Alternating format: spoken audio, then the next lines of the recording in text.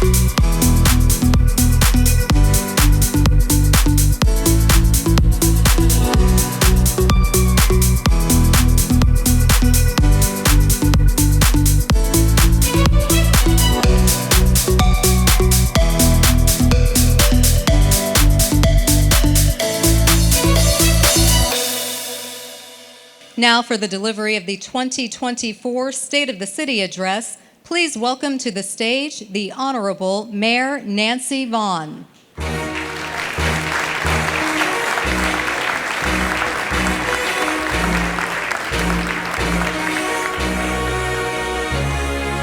Hello, and welcome to Piedmont Hall. I am so thrilled that we are able to gather in this amazing venue. It is one of the several fantastic facilities owned by the City of Greensboro. I want to encourage you to use this space for your special events. It means a great deal to me that you would take time out of your busy day to join us for the 2024 State of the City. We also appreciate those of you who are watching live stream on our YouTube channel, City of Greensboro, NC. While I may be standing here under these bright lights, I gladly share this stage with those who help me represent this great city. Please join me in recognizing my fellow City Council members, if they would please stand. Mayor Pro Tem Yvonne Johnson, Mary Kay Abuzuwaiter, Sharon Hightower, Nancy Hoffman, Hugh Holston, Zach Matheny, Tammy Thurm, and Dr. Goldie Wells. I also want to acknowledge our friends and colleagues from the High Point City Council and Guilford County Commissioners, as well as our state and federal representatives for their support. Let's give them a round of applause. Thank you. It is very exciting to be back again to host another State of the City. We assembled for the first time last year, and based on everything we celebrated then, I think this year's theme is most appropriate: Mission in Motion. As the mayor of this great community, I am proud to say we are realizing our mission for Greensboro.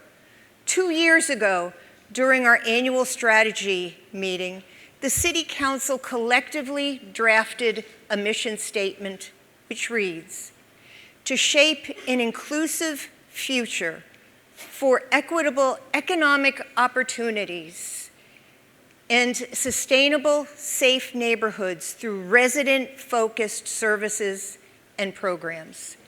When you define this mission, It simply means that the city wants to foster an even playing field, whether you represent a small business, a large corporation, or something in between. But above all, we want everyone to feel safe and experience a high quality of life as a result of well-managed city programs and services. Sometimes this involves thinking outside of the box. And that's what the Greensboro Transit Agency did when staff piloted the downtown trolley last year.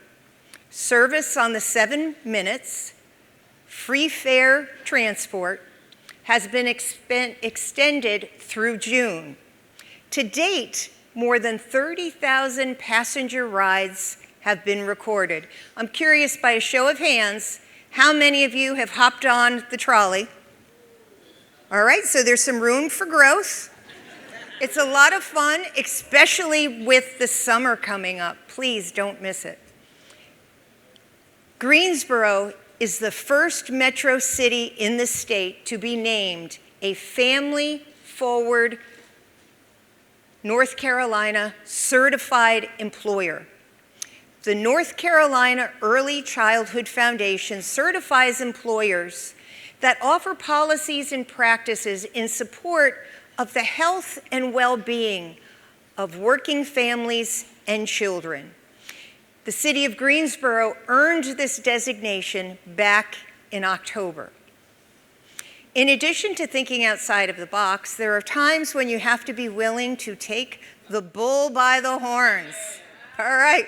Never in a million years would I have imagined that there would be a bull named Mayor Greensville.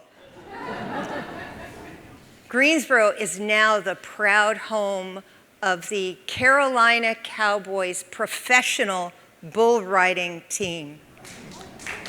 It is really exciting.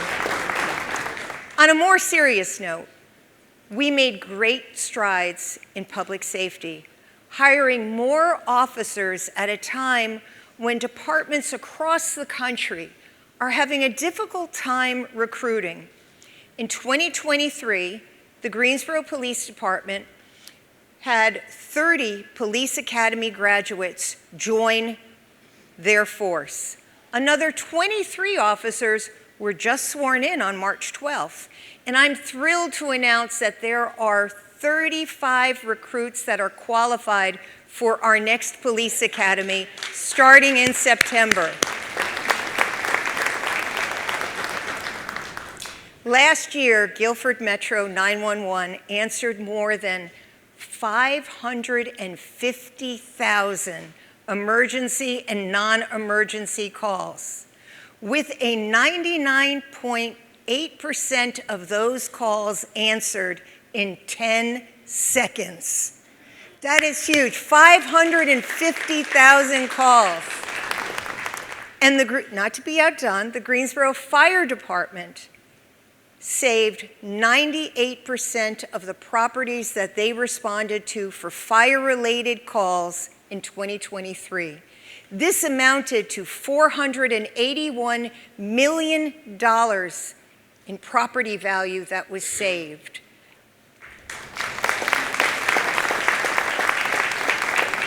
Speaking of property, when you drive around town, it's apparent how the housing landscaping is changing the face of Greensboro. More than 5,000 potential housing units were approved in 2023 through the rezoning and annexation process. That brings the total potential housing units approved since 2021 to nearly 16,000. I am excited to share the results of our legislative reports card. The city garnered $11 million in state funding, thank you to our state legislatures, to address environmental and remediation concerns in Bingham Park and several downtown sites. This is critical since Bingham Park served as a disposal site for incinerated waste until 1956, then being converted into parkland. GPD received $96,000 in grant money from the U.S. Department of Transportation to continue its railroad safety patrol. This supports overtime pay for officers trying to reduce the numbers of injuries and train fatalities. Last but not least, the Department of Agriculture awarded the city $825,000 to conduct a 5-year tree canopy study. The goal is to restore much-needed trees in our disadvantaged communities. We appreciate our representatives on the state and federal level for championing these causes. So please, let's give them a round of applause.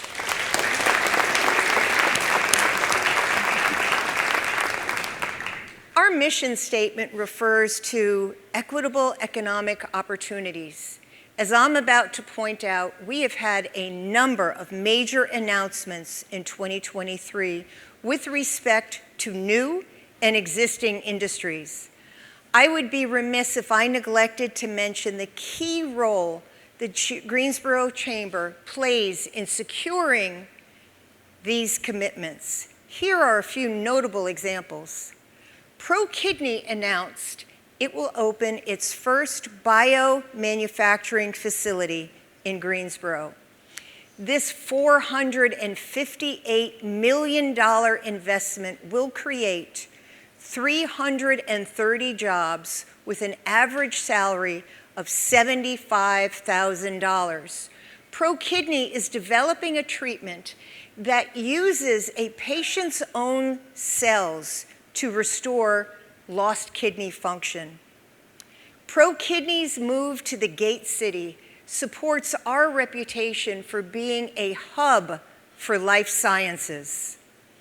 Phase Change Solutions is establishing its U.S. headquarters and manufacturing operation to the tune of more than $4 million. Greensboro provides the ideal foundation for the company to further revolutionize energy efficiency and to shape the future of advanced materials for thermo management solutions. Phase Change Solutions will offer impressive salaries for our current and future workforce, adding 51 new jobs with an average salary of $79,000.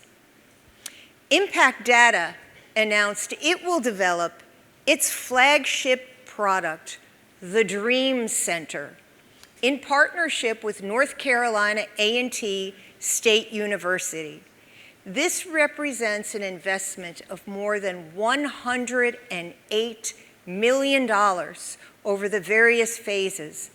This project is minority owned, which specializes in digital infrastructure. It will build a 115,000 square foot facility at Gateway Research Park. This will generate nearly 30 new jobs with an average salary of $61,000. These impressive industries speak to our versatile workforce in the areas of biomedical, sustainability, and technology. The final three industries represent aviation and the continued growth taking flight at Piedmont Triad International Airport. Honda Aircraft, a global leader in the aviation industry, is making a significant expansion in its Greensboro operations with a groundbreaking investment of nearly $56 million. Honda Aircraft is set to create 280 high-skilled jobs. With this investment, this company will produce a new light jet. With a line of fast, comfortable, and fuel-efficient aircraft, Honda is expanding the benefits of private aviation to a wider audience. We take pride in the high-salary jobs coming online and the exceptional products that Honda Aircraft manufactures right here in Greensboro. TAT Piedmont is expanding its facility near PTI and creating 85 new jobs. This is an investment of nearly $14 million. We are able to attract a variety of companies due to our skilled workforce and vibrant business climate. Being selected by TAT Piedmont is a real game changer. There were several other cities on their list, but they chose to be in Greensboro. Last, and certainly not least, this impressive list of economic development achievements is Marshall, USA, and its $50 million investment.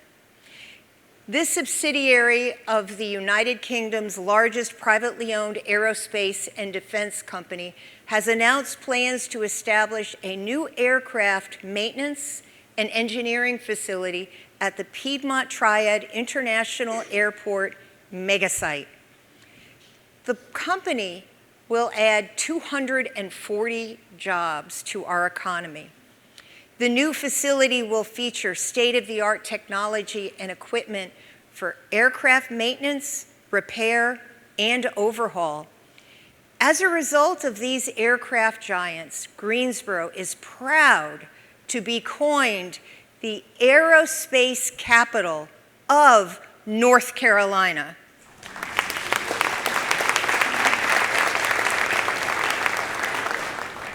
But there's more, that's not all. If you think this economic development list is most impressive, I have one more to add, which came as a surprise to the City Council. Just when we thought our friends at Toyota, North Carolina, were pumping their brakes, they turned on the ignition to another investment in our city. You may recall last year we spotlighted the automaker's commitment of more than 2,000 jobs to the tune of $5.4 billion.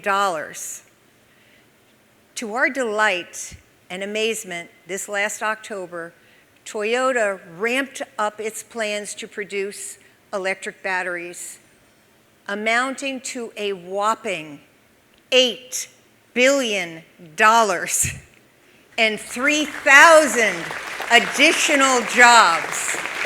Let's hear it to our friends at Toyota. Greensboro is the place to be. As you can see, 2023 was a booming year, raking in nearly $9 billion of investment by top-notch industries. If this snapshot is any indication of our economic development forecast, I feel confident saying that the state of our city is on solid foundation as we put our mission in motion. Greensboro's talented workforce will continue to attract a variety of companies since we boast more than 70,000 college students to feed the campus to career pipeline. This boom in business isn't by happenstance. While we are guided by our mission statement, we are keenly aware that the city of Greensboro cannot solely take credit for these investments. We do not operate in a vacuum. It literally takes a village to entice companies to come here and to inspire existing companies to expand. The talented team our economic development department works with, we rely on several partnerships to make all of this possible. Allow me to take a moment to acknowledge and say thank you to each of our economic development partners. Campus Greensboro, Downtown Greensboro, East Greensboro Now, Forge Greensboro, the Chamber of Commerce, Greensboro High Point, you can make it here, Guilford County, Guilford Technical Community College, Guilford Works, Launch Greensboro, Piedmont Business Capital, and Triad Local First. Let's give them all a big round of applause.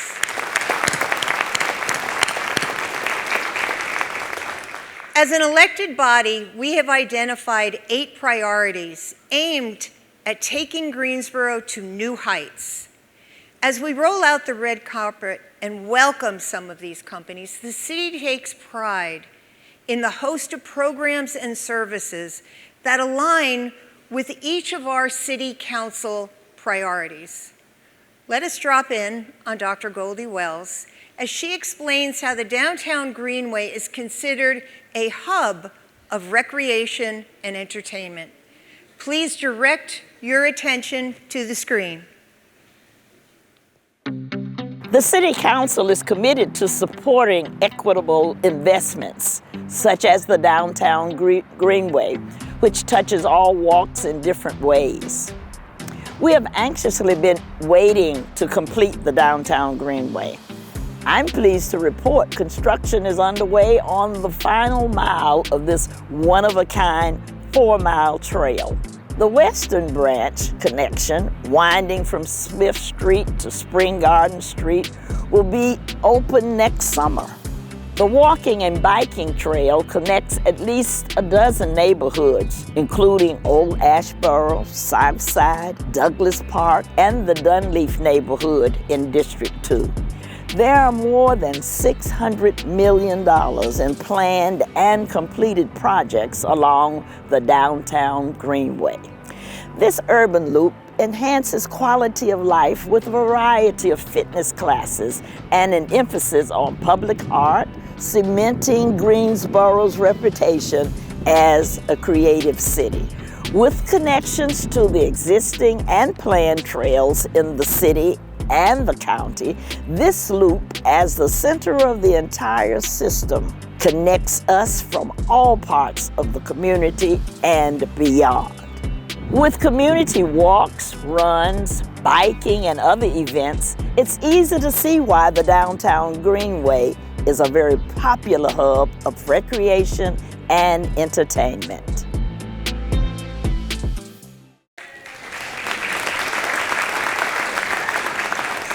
Thank you, Dr. Wells. Whether you visit during the day or come to town after 5, the diverse offerings our downtown attracts thousands to the center city. According to Downtown Greensboro Incorporated, it's a popular place to work, with downtown boasting 1,300 businesses and employing more than 20,000 jobs. Now we're seeing a trend of vacant spaces being revitalized. Councilmember Zach Matheny joins us now with an update on how the city is breathing new life into an old downtown landmark. Thank you, Mayor Vaughan. District 3 is proud to set the backdrop for the historic downtown Railroad Depot, located right here at 400 South Elm Street.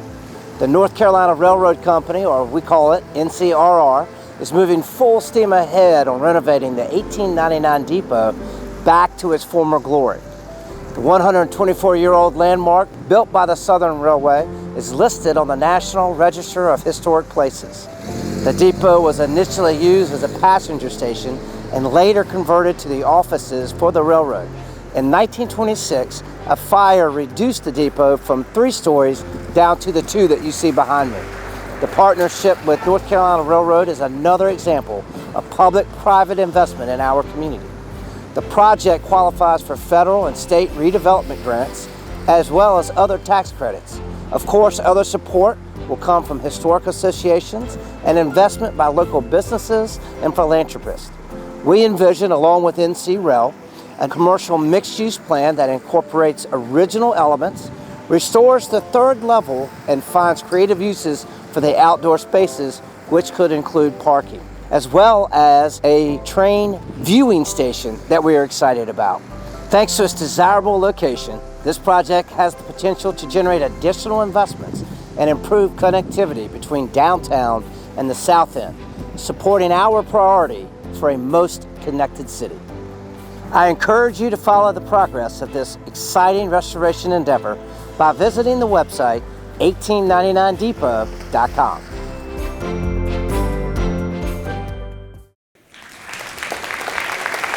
Thank you, Zach. Equitable investment on the east side has been an ongoing effort since the start of the first phase of the Randleman Road corridor. This project enhanced transportation and encouraged additional investment. Councilmember Sharon Hightower gives us an overview of the other examples of the city's investments in East Greensboro.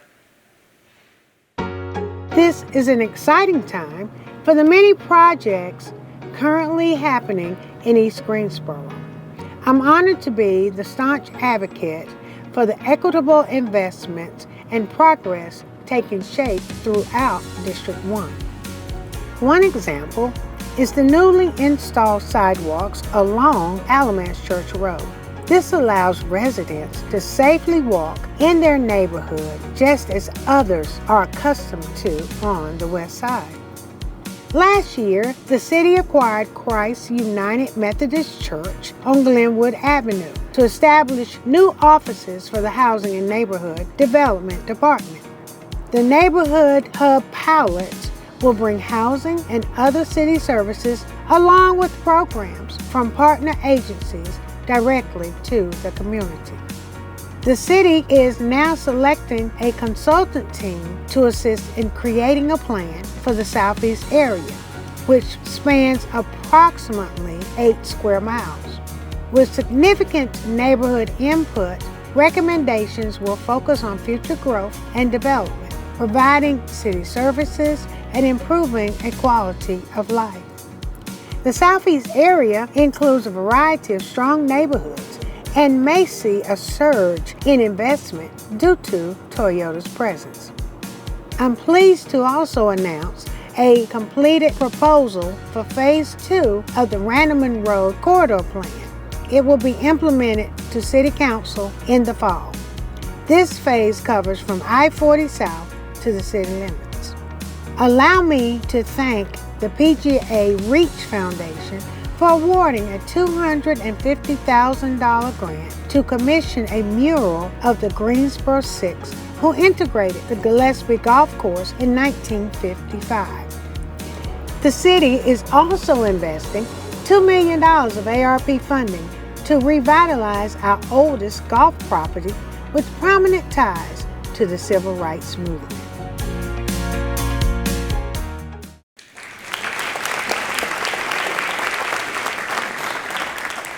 Thank you, Sharon. At the end of December 2023, Affordable Housing Management, Inc., or AHM, was awarded $2.6 million. This was one of 12 allocations from a $43 million earmarked to provide housing for those living in shelters across North Carolina. Councilwoman Tammy Thurm is looking forward to the addition of a 2-story apartment building in her district. It will be located off West Vandalia Road, right across from recreational amenities at Hester Park. Let's take a look. Oakwood Park will soon be the latest development of permanent, quality, affordable apartment homes in District 5. The community will look much like this one. These are designed for unhoused individuals and families currently living in temporary housing or shelters. The Greensboro City Council awarded AHM $1.7 million in home ARP funds for this project. Construction will begin early this summer, with completion expected in 12 months. Oakwood Park will consist of 16 1-, 2-, and 3-bedroom apartment homes. Rent for all units is aimed at households at or below 30% and 50% of area median income. AHM is partnering with Greensboro Urban Ministry for applicants, referrals, and case management. The land is one of 3 parcels at Vandalia and Groomtown Roads being developed by AHM. This will be an Energy Star certified development, providing lower utility costs and below market rents with close proximity to shopping, restaurants, and employment centers. These apartment homes are another example of the city's ongoing efforts to provide permanent supportive housing for our unhoused neighbors while increasing Greensboro's affordable rental housing stock.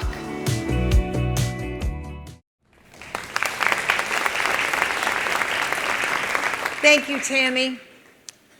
In an effort to increase assistance for unhoused, and through the Home Partnership Plan, the Department of Housing and Urban Development recently allocated nearly $7 million of ARP funds for supportive services for tenant-based rental assistance and the development of affordable rental housing.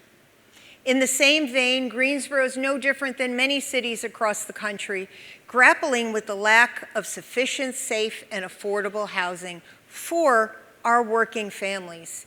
Councilmember Hugh Holston unlocks the door to an initiative supported by the City Council to increase realistic options for current and future homeowners. The Housing and Neighborhood Development Department is working to establish what is known as a Community Land Trust, or CLT for short.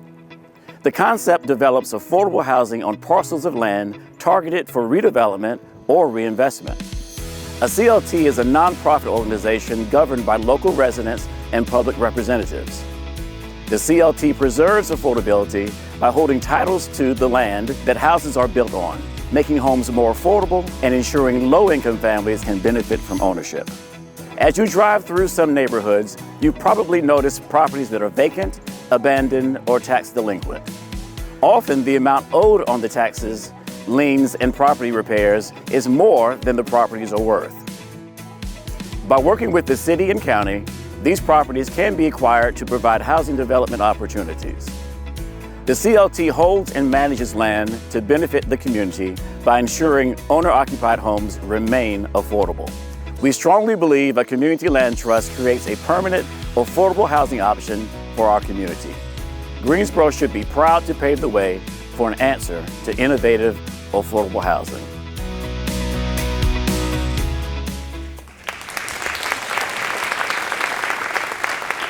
Thank you, Hugh. The Greensboro Cultural Center Tenant Partner Program gave $1 million of in-kind support to more than 20 local arts and culture groups last year. Through a variety of artist residencies, grants, and partnerships, Creative Greensboro encourages a vibrant city. Councilmember Nancy Hoffman takes stage center to spotlight how Creative Greensboro aligns with our priority of being a hub of recreation and entertainment. The arts and culture community welcomed the city's new Chief Creative Economy Officer last August. In the past year, the Office for Arts and Culture awarded more than $400,000 to nearly 20 local arts and culture nonprofit groups. This was made possible by the Sustaining Creativity Community Partnership Grants Program. The Neighborhood Arts Residency Program expanded to include Random Woods and the Mill District. Each neighborhood hosted a professional artist for a 6-month paid residency to create community-inspired artwork.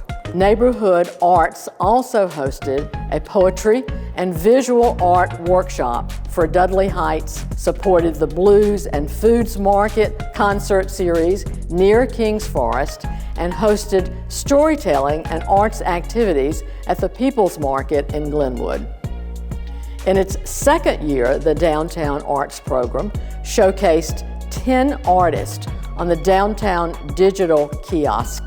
Each year, a special commission piece is selected to hang at City Hall, in addition to being among the city's permanent art collection. The Greensboro Cultural Center received a much-needed boost of $3.5 million thanks to the American Rescue Plan. This will pay for renovations, ensuring the center's structural integrity and longevity. Last year, the Cultural Center proved to be a hub for recreation and entertainment, as more than 500,000 people crossed the threshold to attend events hosted by Creative Greensboro.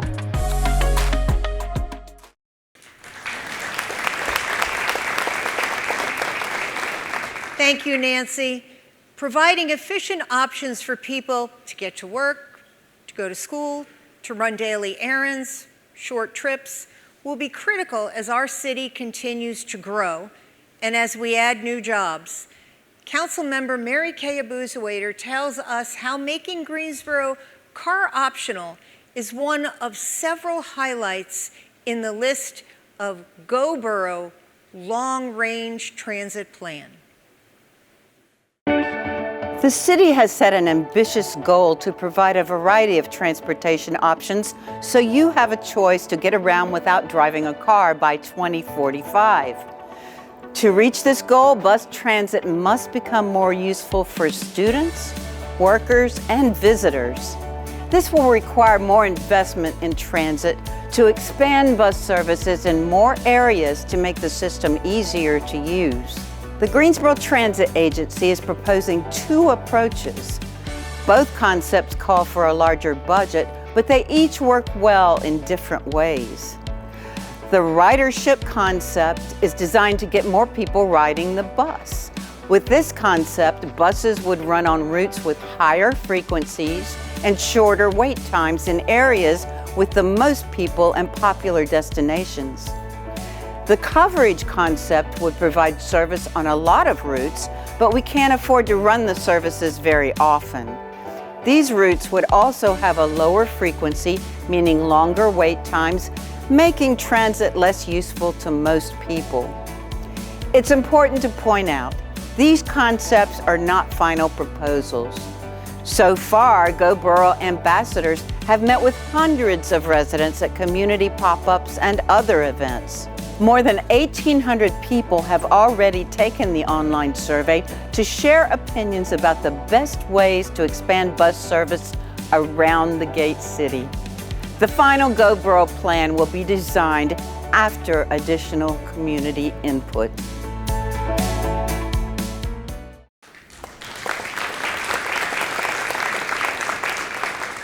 Thank you, Mary Kay. Another example of being a most connected city will meet the needs of East Greensboro community. Thanks to the advocacy of Congresswoman Kathy Manning, Greensboro Public Libraries, along with the Parks and Recreation Department, have set out to create a centralized communication hub. The ever-growing and changing population of the East Side will need these services. As Mayor Pro Tem Yvonne Johnson shows us, this project delivers services in a way that has never been done before. The city was awarded $4.3 million grant from the Outdoor Recreation Legacy Program. This supports several much-needed improvements to NoCo Park.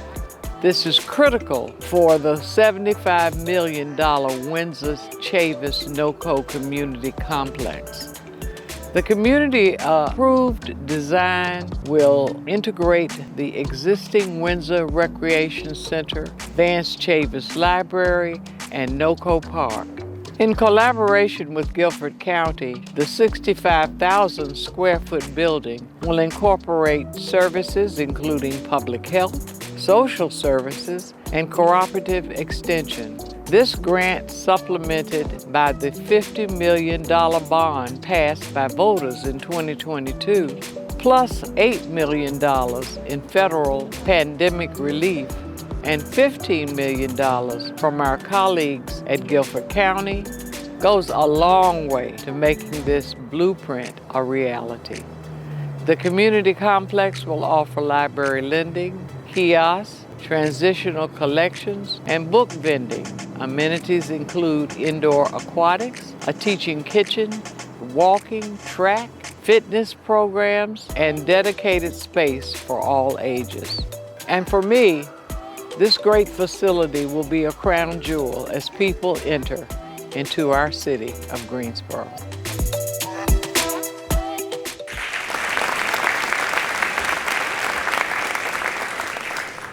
Thank you, Yvonne. I want to thank my fellow city council members for shedding light on our council priorities through a host of programs and services. Let's give them all another round of applause. I hope the examples they shared gives you a sense of security in the state of our city. As your elected body, we are committed to staying laser focused on priorities to keep our mission in motion.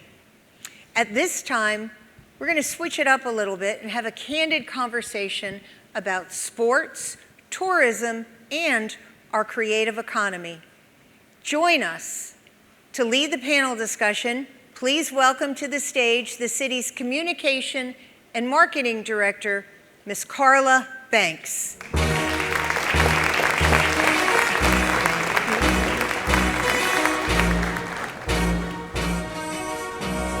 Thank you, Mayor Vaughan. Good afternoon. It's so good to see each of you. Based on everything Mayor Vaughan and each of our city council members has spotlighted, it's obvious the state of our city is on solid ground. I hope you are as enthusiastic as I am about the work taking shape to propel our theme, Mission in Motion. Each of our panelists is a key player in building on this theme through their work. I'm looking forward to the discussion with them as we explore alternative funding sources as it relates to Greensboro's sports tourism and our creative economy. Please join me in giving a warm Gate City welcome to our panelists. Welcome to the stage, Doug Higgons, Senior Vice President of the Oak View Group.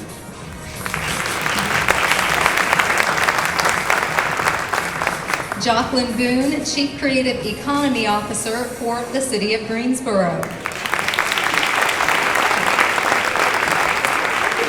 Richard Beard, President and Chief Executive Officer of the Greensboro Sports Foundation.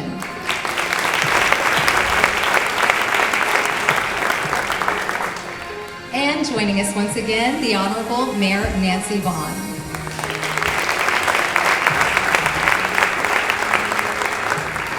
Let's take a moment to showcase our popular live entertainment venues, sporting events, and cultural arts community. Please direct your attention to the screen.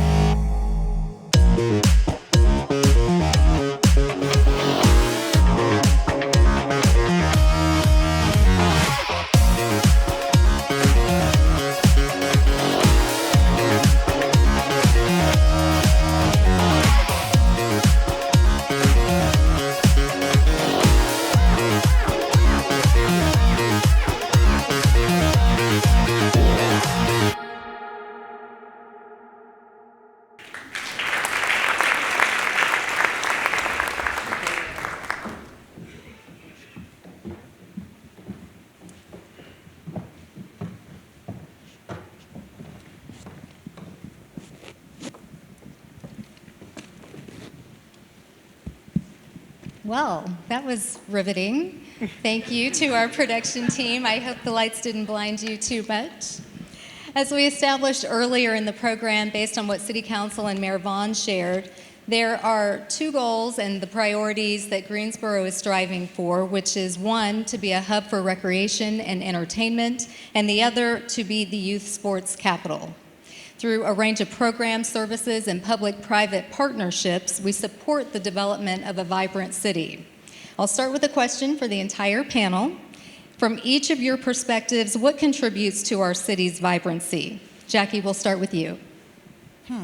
Well, when I first think about it, of course, I'll think of we have an amazing symphony, we have the Carolina Theater, awesome events, and the Blues and Food Music Festival, Folk Fest. We have those large-scale, very popular things. But one of the things that I think makes Greensboro vibrant is when we have opportunities to connect community with artistry. So doing programming on a local level, when we have artists connect to communities to help provide opportunities and experiences that are a direct reflection of that community's desire, their goals, their aspirations, their icons. When we're creating community together, allowing them to be co-leaders, that creates another level of vibrancy because now art and community are really connected and thriving on Front Street. Thank you. Richard? Yeah, well, Greensboro has so many great offerings for entertainment and for vibrancy, not only with the Coliseum and the diversity that we have with different events here at the Coliseum, but also all the arts and offerings that we have downtown and throughout the city. I think what creates vibrancy to our community are opportunities to bring people together and in a very positive manner. And the two things that I see that bring people together and kind of let the guards down with all the negativity that we deal with are arts, music, and sports. And as we build around our arts and our sports offerings, that certainly brings a vibe that we need, especially with the growth that we're going to see over the coming years with all these jobs coming in and our great economic development. Thank you, Richard. Doug, how about you? Well, as a newcomer to Greensboro, Oakview Group, we've admired Greensboro from afar. Certainly have known, being in the sports and entertainment industry, known Greensboro as tournament town and admire what you've done over the years to host ACC, NCAA, and all the major events that you have. And we've seen artists come through here on the entertainment through concerts and all the success in the local community that supports all the events that happen at the complex. And then watched as the Tanger Center opened, 3 or 4 years ago, and just a great success not only for the Broadway with close to 18,000 subscribers, but to all the individual artists, comedians, and concerts coming through. And from afar, it's the market that we identified as how do we become a part of, and to be able to come here and get our contract done and join the Greensboro community in the spring, summer. We're very excited to be here. Thank you. And Mayor Vaughan will round it out with you. Doug, I'm happy you said tournament town because just earlier this week, the city of Greensboro was recognized as the #2 city in the country when it came to sports. And that is cities without a major team. To be #2 in the entire country, that is a huge designation. And then, of course, that comes right on the heels the next day where the city of Greensboro downtown was recognized as the number 23 top booming downtowns in the country. So there's a lot of people out there who thinks that we are vibrant. And certainly when you look at the video that you put together, it really shows that there is something for everyone to do. And not only is it people in our community and our families, but there are people coming from throughout the country to take part in what Greensboro has to offer. Thank you, Mayor Vaughan. Now, one could argue another aspect of vibrancy is community connectedness, and Jackie, you kind of alluded to that. And we want to also focus on building healthy communities based on quality of life.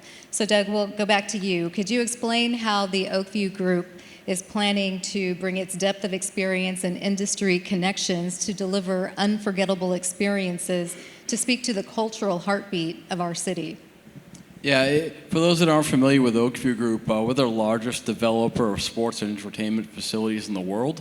We have close to $10 billion worth of projects. And as I mentioned earlier, we set our sights on a number of markets across the United States that fit our profile. It's up-and-coming markets, markets that support sports entertainment, and markets where we think we come in and make a difference, invest our dollars to make sure that we're able to be sure that we have first-class facilities there.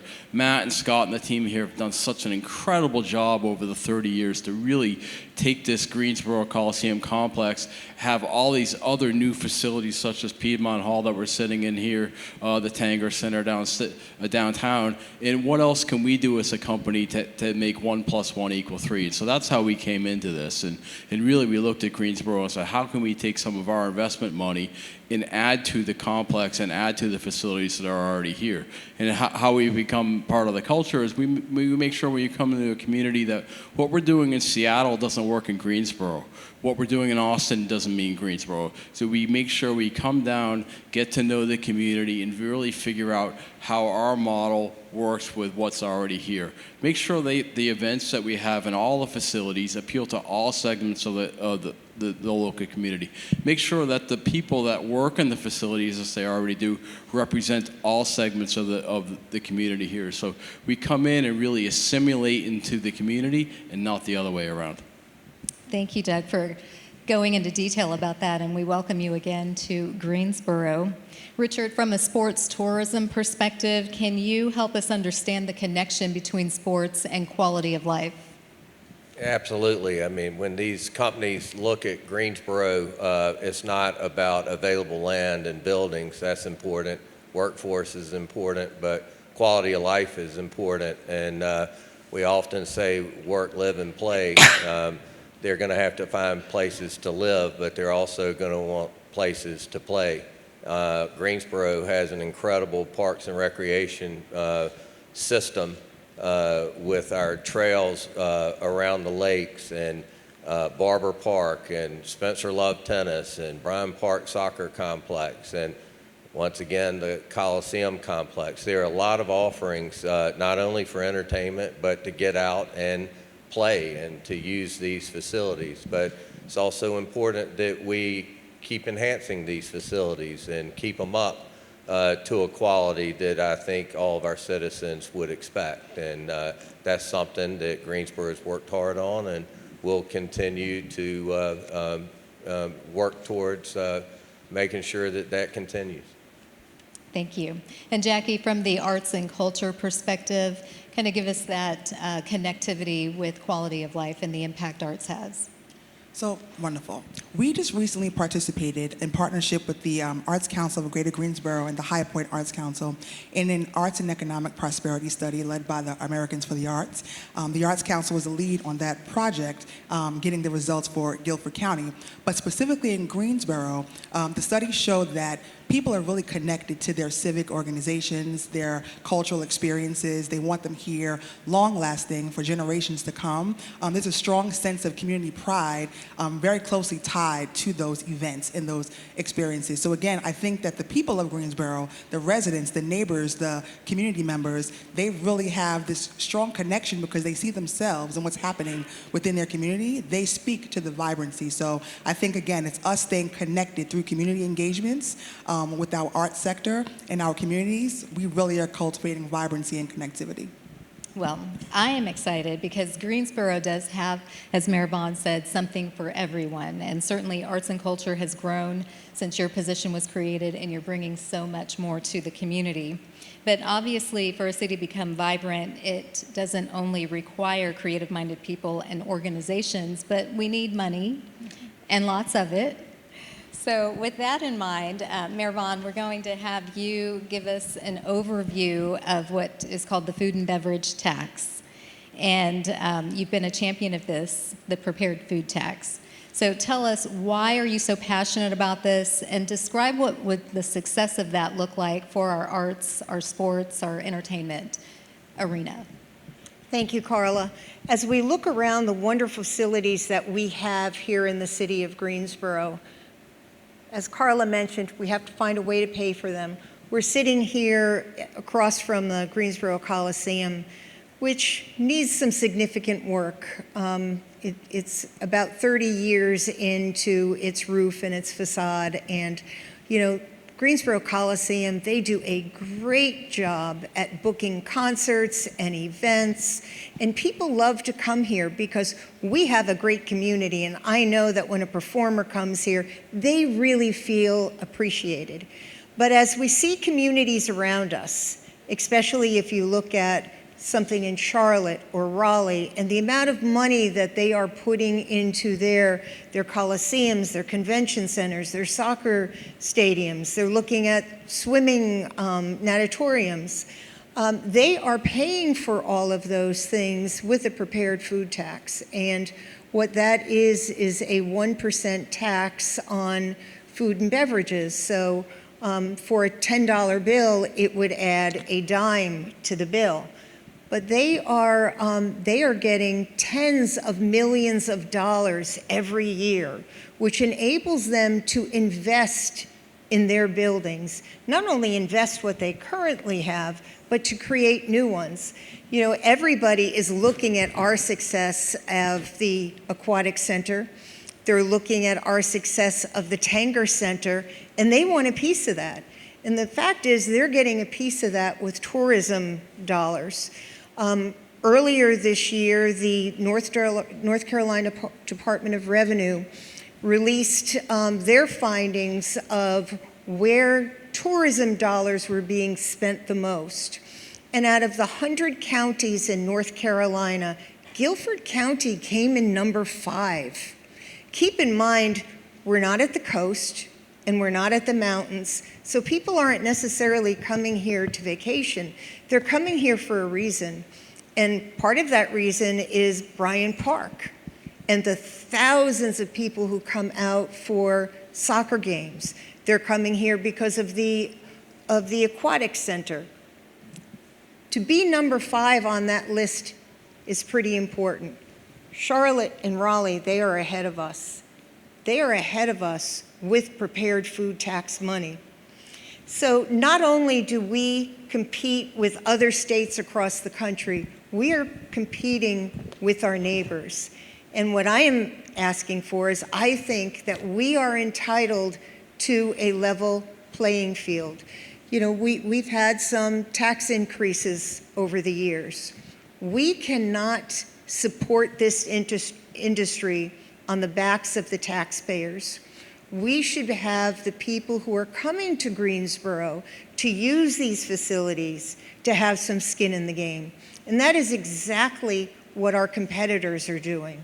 So I do believe that the prepared food tax really will not only solidify us where we are, but take us to the next level. Because if we don't have additional revenue streams, what'll happen is we'll start losing ground.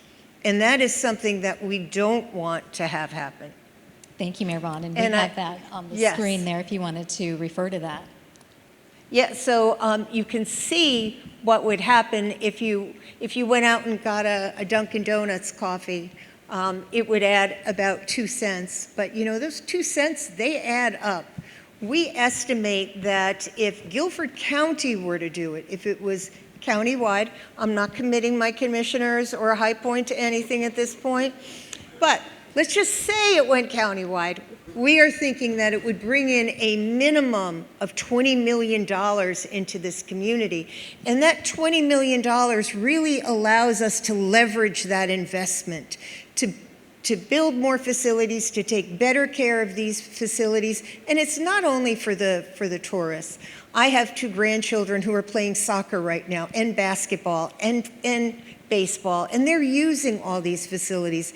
And it would be great to have great A facilities for them to enjoy. Thank you, Mayor Vaughan. And Doug, you listed your impressive portfolio of all the other type venues that you manage through OVG. Could you share examples of how some of those venues have benefited from similar type revenue streams? Yeah, actually a great one. Down the road in Cumberland County, North Carolina, Fayetteville, we manage the facilities there.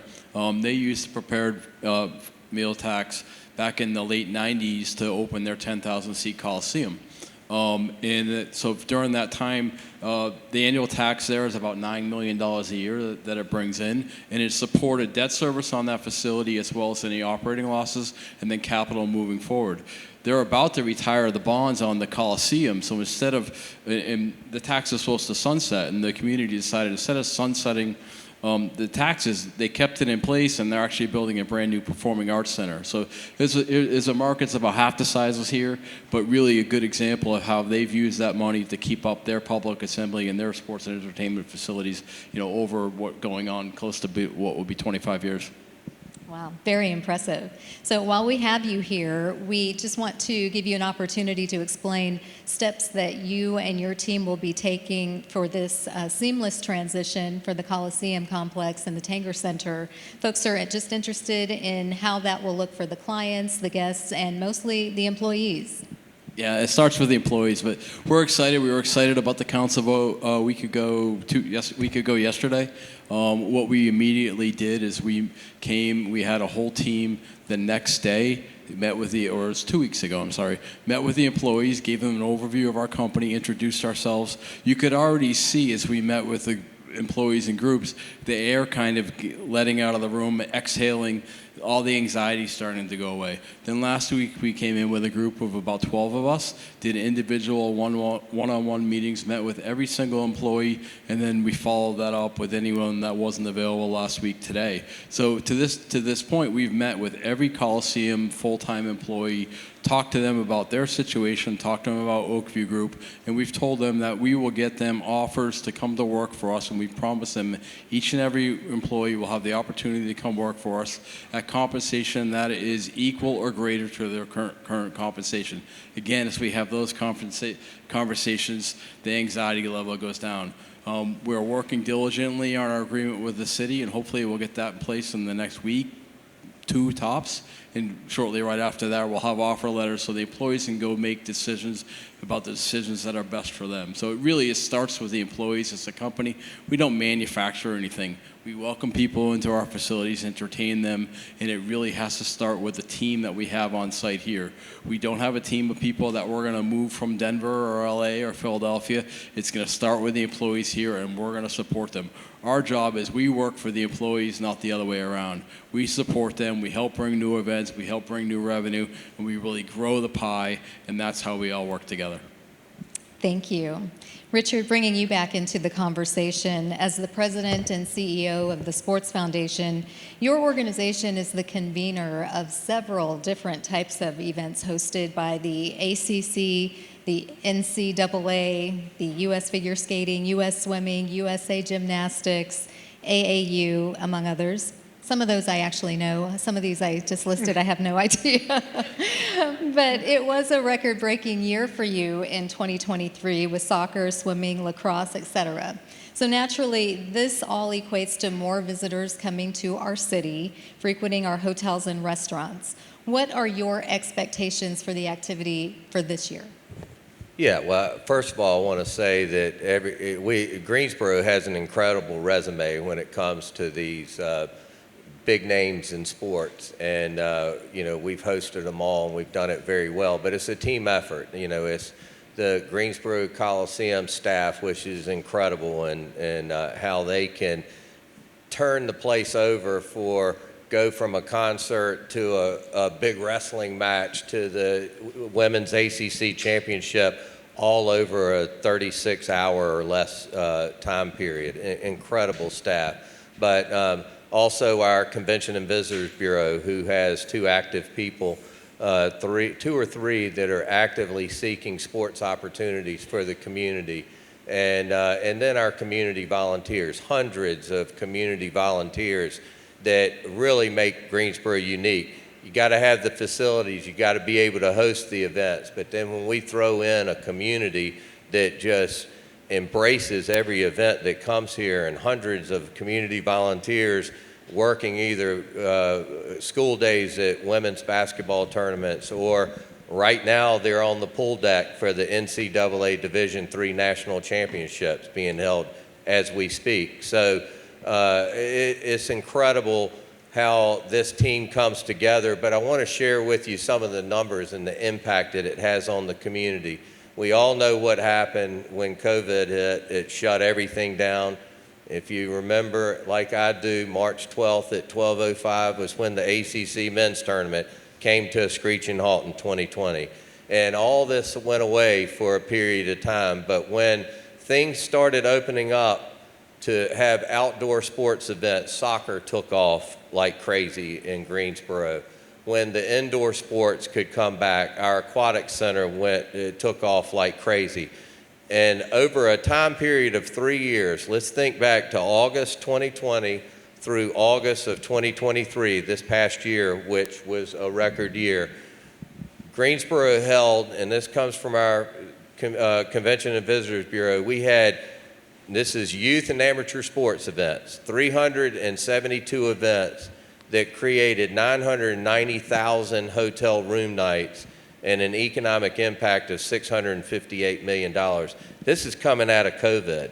This was a huge shot in the arm for our hospitality industry in this county and region, because some of these events spread outside of Guilford County because of the numbers that we have.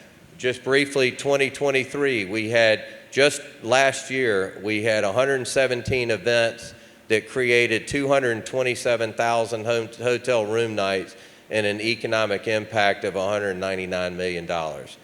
So those are unbelievable numbers for, when it comes to the economy here in Greensboro. So what do we have to look forward to in 2024? Another huge year. We've had ODAC, which is the ODAC conference. We've had 3 different conferences that brought their swimming championships in February, including the ACC. We had ACC women's basketball. This week we have the NCAA D3 swimming and diving championships, and this weekend we'll have the ACC gymnastics championships. And oh, by the way, it's $13, so bring all your family to come out and see gymnastics, and you'll be surprised at how many people are going to be in there. It's on fire, but it's being hosted here. Why National Swimming, that we have a great relationship with. Soccer, soccer, soccer. We'll have the U.S. Adult Soccer Association Soccer Fest, which has soccer players up to in their 70s that will be out at Bryan Park. And that got Today Show recognition. NBC came last year and filmed the segment during this tournament last year. And then the big event of the year is the AAU Junior Olympics that will be held at the Coliseum and over at A&T at their track and field, where 18,000 young athletes will come with their parents and their grandparents and their brothers and sisters, and 15,000 of them are going to run track and field over at A&T that second week. That spreads from Durham to Winston-Salem and north and south, because we can't house all those 18,000 families that come in here. So this sports tourism is a huge impact, and even more reason to keep these facilities relevant so we can keep what we have but also build on it. And I'm going to follow up with you on the hotel motel occupancy tax as well as the prepared food tax. So last year, Wake County generated a total of approximately $86 million. The prepared food tax accounted for $40 million of that revenue. If you would expand our horizon as if the sky were the limit, with that kind of revenue, how would that be a game changer for Greensboro? Well, it's a big game changer for the communities that have it, and you see the numbers up here. I will make a quick correction, because we got an updated number from Mecklenburg County on their prepared food tax. They brought in $50 million, and then you add that to their hotel occupancy tax. We only work off of a hotel occupancy tax, so we're limited, and that's spread out throughout the county and supports the furniture market over in High Point and helps pay off debt here at the Coliseum. So those dollars are stretched pretty thin, but if we had a prepared food tax, that creates an annual source of revenue that can be leveraged, and we wouldn't be talking about $20 million, we could be talking about $200 million worth of projects to enhance facilities and build new facilities throughout the city. Thank you for that. And Jackie, I'm coming to you next, but Mayor Vaughan, could you, from an equity standpoint, Could you talk about how communities of color would benefit from this revenue source? Well, instead of relying on private property tax to do things in communities across our city, we would have the opportunity to use and to be able to invest in our parks and our recreational facilities right now that we are unable to do. We could finish the Greenway in East Greensboro. We could have invested more money in Gillespie golf courses. There are a lot of things that we could have done, and there are a lot of things that we can do if we had that, because we can't do it through our property tax right now. And I know that in addition to talking about tourism, because it's really important, but that our goal too is to make sure that we have the highest quality of life for our residents and their children. And I think that this property, the prepared food tax, will help us do that, will help us invest in facilities not only that we have, but that we need. We have a wonderful aquatics master plan, which talks about bringing pools throughout the city of Greensboro. I believe it's about $125 million. We have no money to pay for it right now.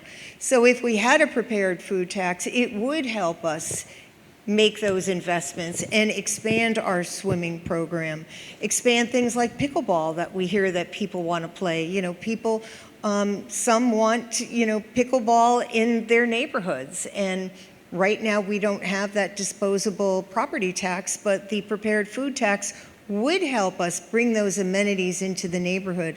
And I do want to say one thing about what are we getting from some of these facilities. If anybody is driving downtown this week, you are going to see the Tanger Center ringed with Guilford County school buses.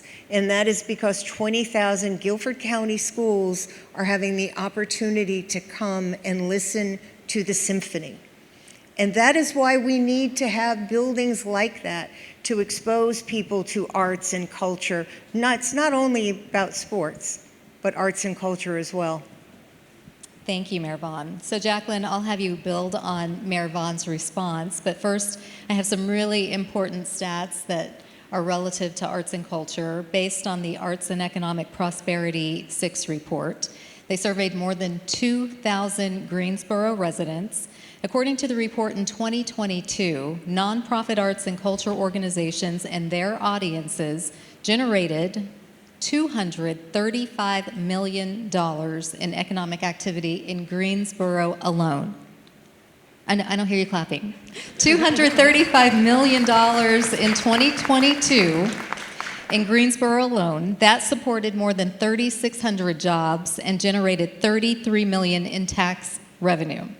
The report also cites 40% of Greensboro's arts attendees travel from outside of Guilford County, and they spend on average $57 per person. When surveyed, 85% of those folks from out of town said it was because of our venues and our facilities and just the overall experience that they're coming here and willing to spend that money. So explain, how does that translate into economic prosperity for artists representing our minority communities? Well, Carla, you just took all my talking points. Well, there you go. Thank you. No, but that number is significant, $235 million, which actually represents half of that is what nonprofit organizations in the city spend, and the other half is what their audiences spend. So the exciting thing about that number is that for the first time in 30 years of doing this survey, there was a really an intentional outreach to survey BIPOC-led organizations, smaller organizations led by people of color, minorities, and in that, what you found is that their audiences spent just as much, if not more, than the average for the entirety of Greensboro and Guilford County. That's significant because these organizations, these small grassroots organizations that may have an organizational budget of maybe $50,000 to $200,000, they historically have not been funded, and they also have not been represented in this study. So now what it does is arm them to go to their funders or to go to sponsors and say, we are a major player, please support us. So what the funding would do to those communities of color, to those organizations, it really would give them a boost because you help sustaining them during, of course, an extremely trying time, but also what it also shows, you mentioned with that number, $57 for non-Greensboro residents, they pay more than what the locals pay.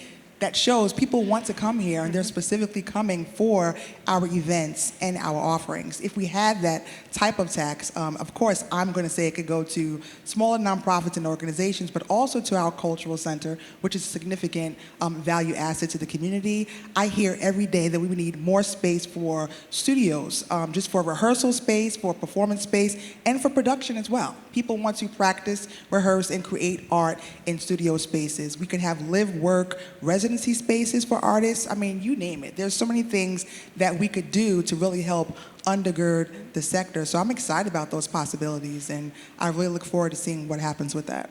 Well, congratulations for all that activity happening in your arena.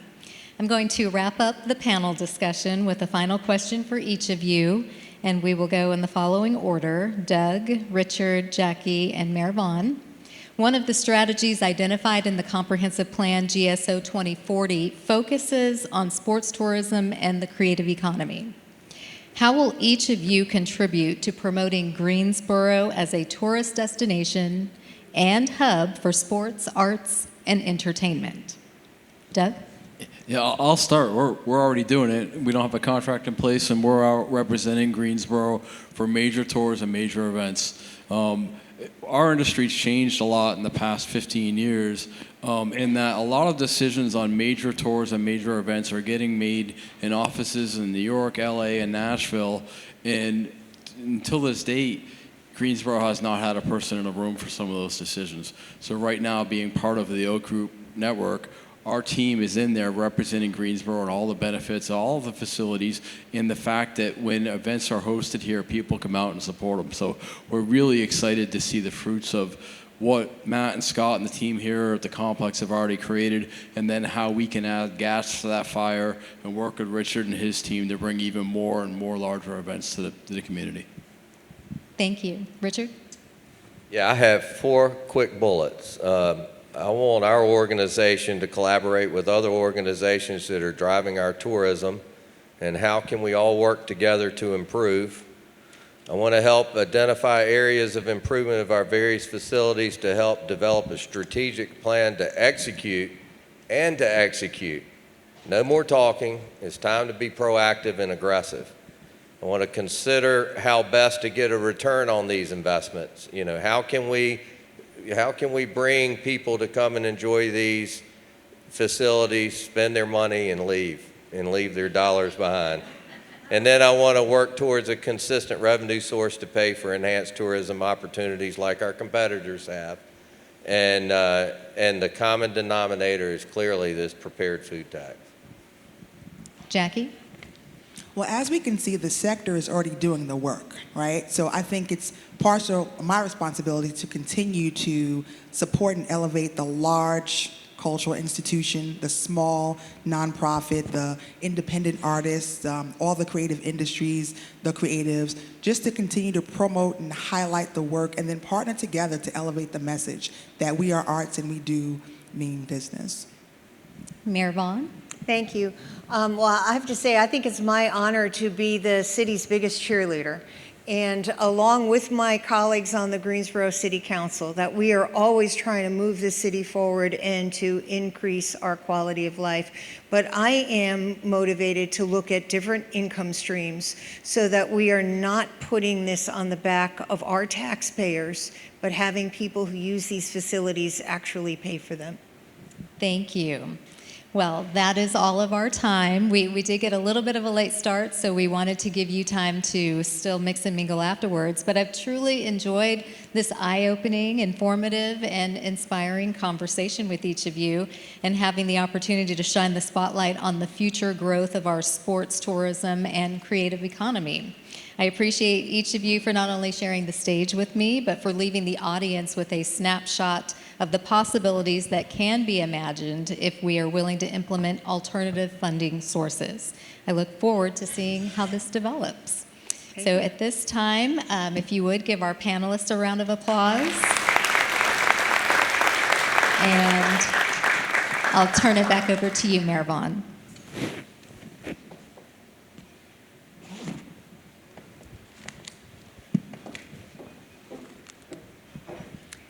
Carla, I want to thank you for moderating this panel and helping get some of this information out, but I also want to really thank you for the hard work that you have done actually putting this program together. You have worked on this for many months, and without you, this would not have been possible. I want to thank each of our panelists for their insights and their enthusiasm, and I am simply thrilled to be able to share the stage with these major contributors, committed to keeping our mission of motion. On behalf of the City Council and our entire community, I want to say thank you. Before we conclude the program, it would be helpful to capture your thoughts about today's events. On the back of your program, there is a QR code and a short survey asking for your feedback. I would truly appreciate it if you take a couple minutes, if you could just do that, and it will help us plan for next year. Also, if you want to watch this event again, or if you want some of your friends to watch the event, please tell them to go to our YouTube channel. And before we conclude the program, I do want to give a big shout out to Henry Scott, the owner of Carpet One by Henry. His company graciously loaned this beautiful rug for today's event, so thank you, Henry. I also want to recognize other community partners who sponsored the 2024 State of Our City, Andy Zimmerman Development, the Community Foundation of Greater Greensboro, Corey Corporation, the Greensboro Chamber of Commerce, the Guilford Merchants Association, and Duke Energy. I want to thank you all for your contributions and for making this a possibility. This concludes our 2024 Greensboro State of the City. Take a few minutes to mix, mingle, and have some more refreshments. Thank you.